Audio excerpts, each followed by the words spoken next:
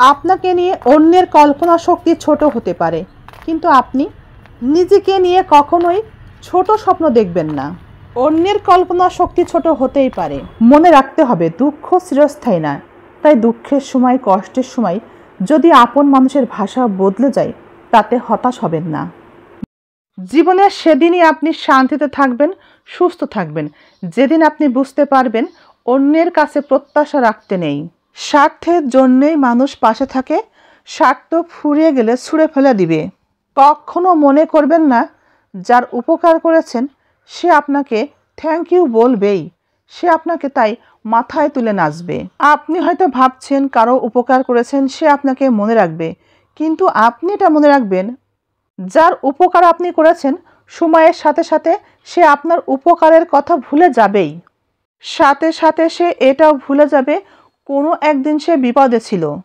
এই পৃথিবীর কোনো কিছুই নিয়ে আপনার ভয় নেই, যত ভয় মানুষকে নিয়ে। এই পৃথিবীর অনেকেই মনে করে এই পৃথিবীতে অনেকের থেকে সে সব থেকে ভালো বোঝে। কষ্ট পেতে না চাইলে, নিজের ক্ষতি করতে না চাইলে একটা কথা মনে রাখতে হবে, এই পৃথিবীতে কেউ কারো আপন না। মানুষকে আপনার যতটা আপন মনে হয় আসলে তারা ততটা আপন না, একমাত্র আল্লাহ তাআলাই আপন।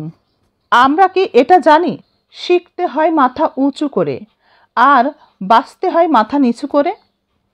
একজন ভালো মানুষের 5টি গুণ। 1 নাম্বার, একজন ভালো মনের মানুষ সহমর্মী হবেন। 2 নাম্বার, একজন ভালো মনের মানুষ সৎ হবেন। মানুষটির ইচ্ছা, আকাঙ্ক্ষা, স্বপ্ন সবই সৎ থাকবে। 3 নাম্বার, একজন ভালো মনের মানুষ অন্য মানুষের প্রতি রেসপেক্টফুল হবেন। অন্যরা যেমন তাকে সম্মান করবে তিনিও তাদেরকে সম্মান করবেন। একজন ভালো মনের মানুষ নিজের প্রতি এবং অন্যের প্রতি দায়িত্বশীল হবেন। একজন ভালো মনের মানুষ উদার হবেন, অন্যের প্রতি সম্মান দেখাবেন, অন্য মানুষের প্রতি তিনি উদারতা দেখাবেন। বছর কি বছর একসাথে পথ চলছেন, একই ছাদের নিচে বসবাস করেও আপনি অবহেলিত। আজও আপনার মূল্য নাই, আপনি সস্তার পাত্র। এ দোষ কার, এ দায় কার? এটা আপনারই দোষ, কারণ আপনি নিজেকে ভালোবাসেননি।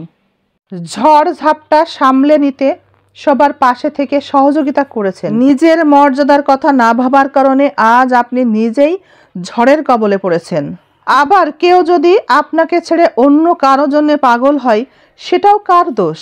সেটাও আপনারই দোষ, কারণ আপনার পাশে বসার যার যোগ্যতা নেই তাকে আপনি মনে বসিয়েছেন। বর্তমান যুগে সব থেকে সস্তা পরামর্শ যেটা আপনি একজনের কাছে চাইবেন 10 জন দিয়ে দিবে। সবচাইতে দামি হলো সাহায্য, যা আপনি 10 জনের কাছে চাইবেন হয়তোবা একজন আপনাকে দিবে। তাই নিজেকে ভালোবাসুন, পরিশ্রম করুন, অহংকারকে বর্জন করুন। কিছু থাক আর না থাক, দামি গাড়ি বাড়ি সম্পদ যাই থাকুক না কেন, কিসের এত অহংকার আমাদের বলেন তো? কি নিয়ে এত অহংকার? হ্যাঁ, কবরে বাস পচে যাওয়ার আগেই লাশ পচে যায়। কি নিয়ে এত মানুষ অহংকার করে?